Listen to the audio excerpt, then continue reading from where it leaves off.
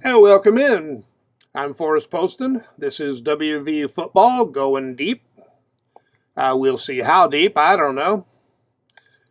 Just did a video about the 2024 defense, expectations for spring and season. Now it's time for the offense. Offense, it's not really clear if how much is going to change, how much isn't. Obviously, we lost some guys on the line. A lot of experience coming back, and more depth. There are a couple of spots that are going to be interesting, and I think in a positive way. Quick look at the line. Left side should be set. We've got Milam and Rimac both back.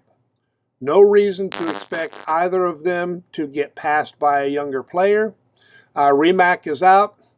His likely backup Biggs is out. But they'll be back. So I am not looking at, who is third or fourth or whatever. I am looking at who will probably be playing. Yates, no special reason to expect anybody to pass him at center. There's a lot we don't know about Livingston because we just didn't see him much, so it's not impossible. But hey, a lot of us are rooting for Yates just because he has been a true team guy. He's worked his butt off. He's played most of the spots on the line. He's been left, right, and center.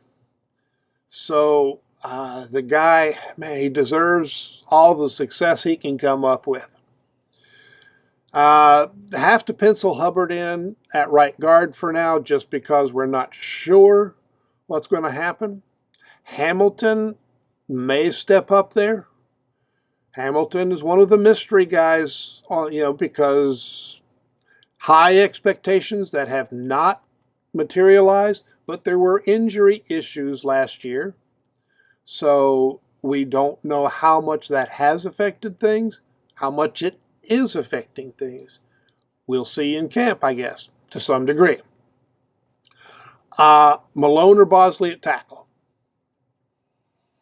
And again, Malone is, of course, a guy you really want to root for because he has been that ultimate backup ready to go in anywhere.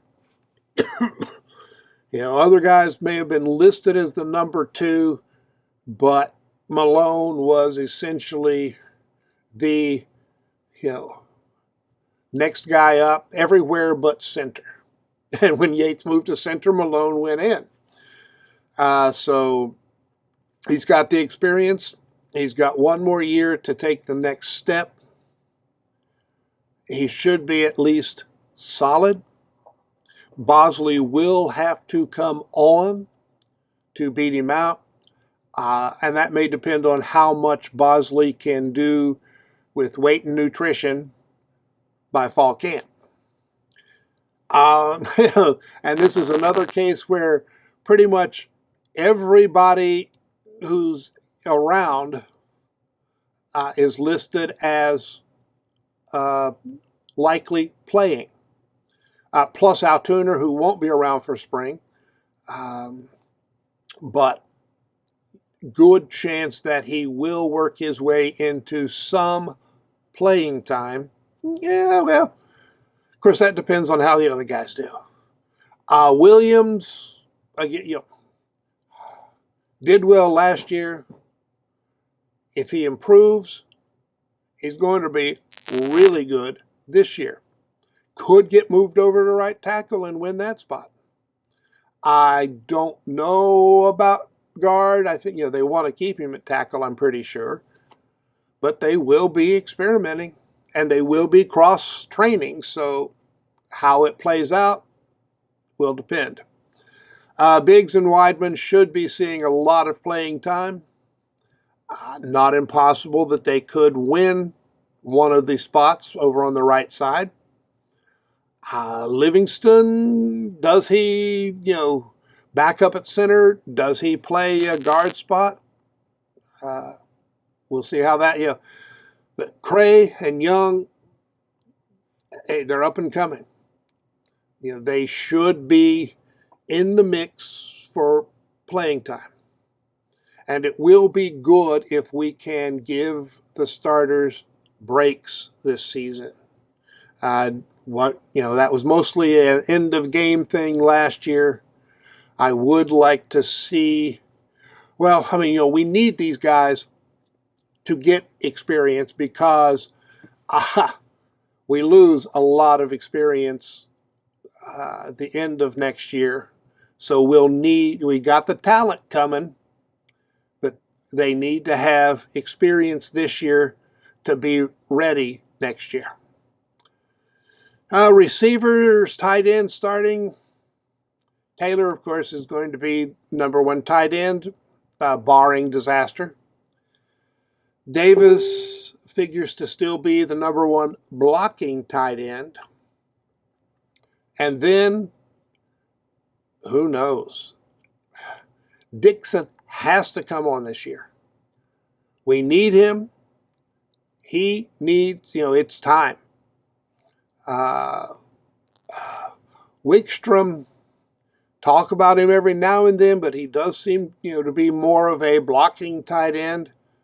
I'm hoping that Dixon can be, a replacement for Taylor and not just a replacement for Davis. And Bram, will he progress enough, put on enough weight to be a factor? The receiving skills should be there. Will the blocking skills be there? Has to put on the weight. TJ Johnson, he's showing up in pictures with the receiving room, but he's still listed on the roster as a tight end. Where he's going to be in camp, I hope the media will take note of that and let us know when they see. He may be at both spots. But at any rate, of course, if he's going to move to wide receiver, there's a limit to how much weight you want him to put on. If he's having trouble putting on weight, maybe you have to move him to receiver. It's going to be one of the questions. The receivers, starting with wide receivers, of course, mostly this is guys back from last year. Clement and Bray, and Bray could win the starting spot, and I think it will be split, and Bray will be moving around. So, but let's say Clement and Bray, Ray and Horton. How much Horton is going to play? He's got to kind of come on from last year. Had some good plays, had some not so good. Had some injury issues like some of the other guys, and I do consider him to be one of the risks for transferring. CJ Cole could be a factor this year, another walk-on story.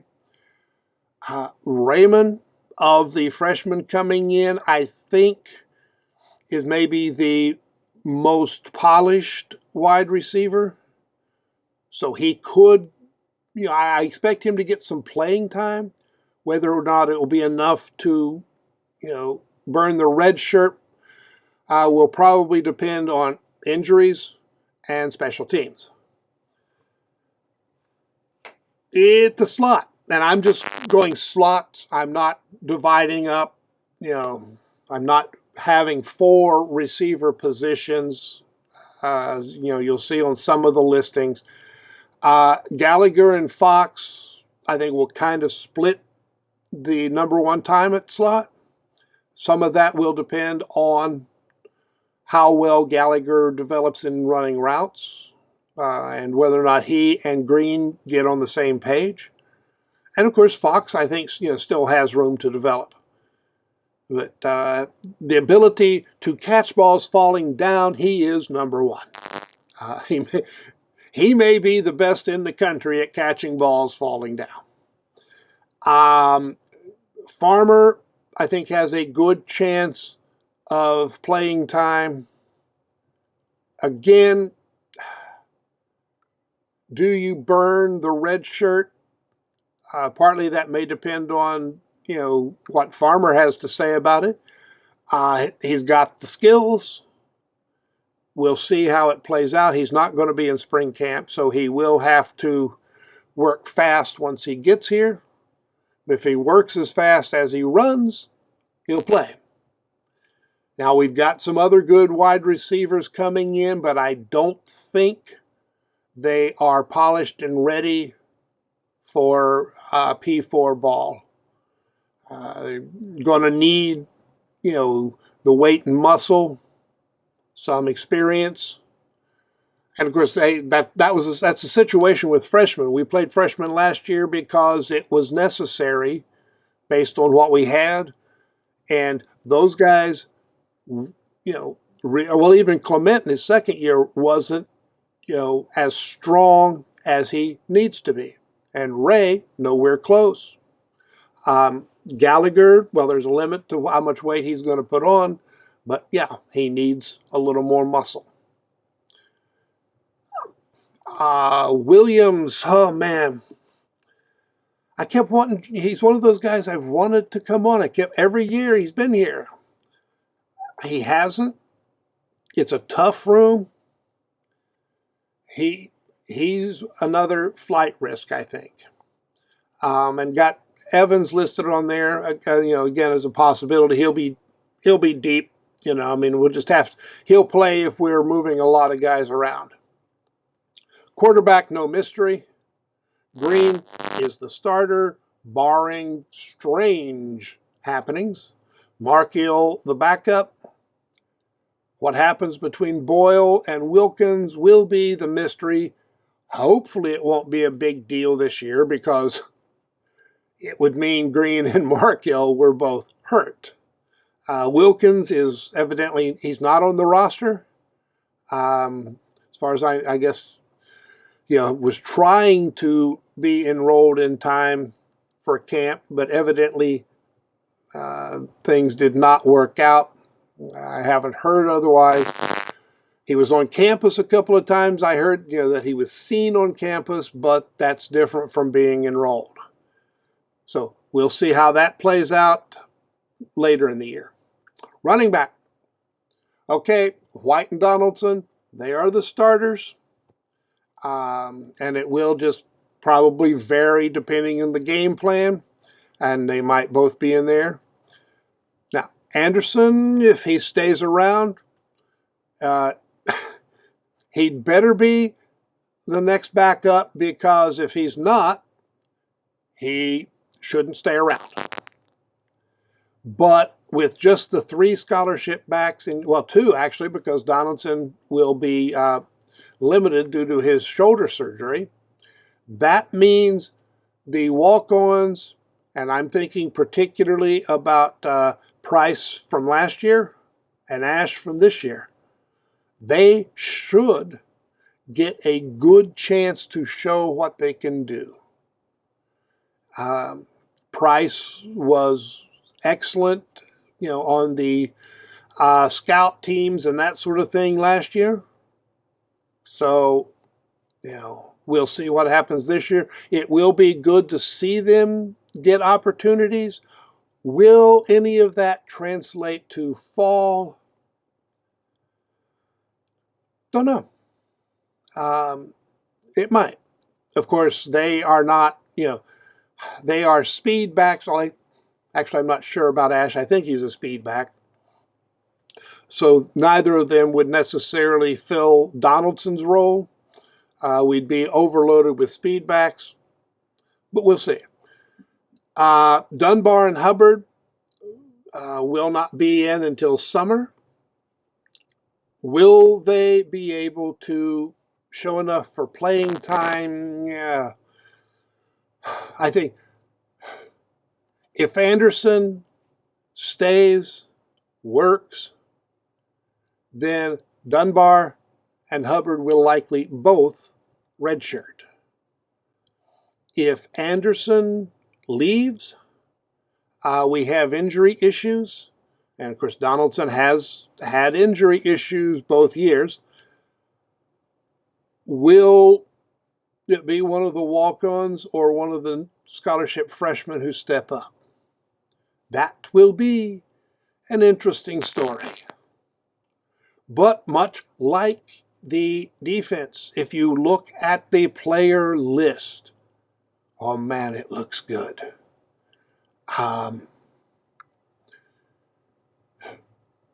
Each of these guys should be better than they were last year. For some, that is mighty high standards. But they've got specific things to fix that they should be able to do better. And that blows my mind. There are spots that I don't think will be great on the line, but there's no place that I think will be bad. And there's no place that I think, oh crap, if this guy gets injured, we're screwed. We've got talent, and most of the guys did get on the line, got at least a little bit of playing time last year, and they will have been around, it'll be their second, third year. So, except Bosley, I like it. I like the whole dang team. I said that last year, and I think they're better this year. I do not think last year was a surprise. I do not think the team overachieved. I think it was a clear, fair demonstration of what the team was and what they can be. And this year will be better. So, talking about making conference championship is not overly optimistic. It's reasonable. It is a reasonable expectation when you toss out that absurd notion that last year was a quirk. Just because the team played better than a bunch of media thought they would. Now, it wasn't that the team played better, they didn't overachieve. The media was just wrong. And the team will prove it very clearly this year. All right. You know the drill. Please subscribe. Please click that thumbs up button. Don't even go near that thumbs down button. Please make comments. Minimal profanity if you must. You're not going to call me anything I have not been called probably many times in my past. And please click the share button. Tell your friends. Tell the people you meet on the street. Just do a meet and greet. If you stand up in church, shout out, WVU football going deep is the place to be. All right. Thanks a lot. I'll see you later.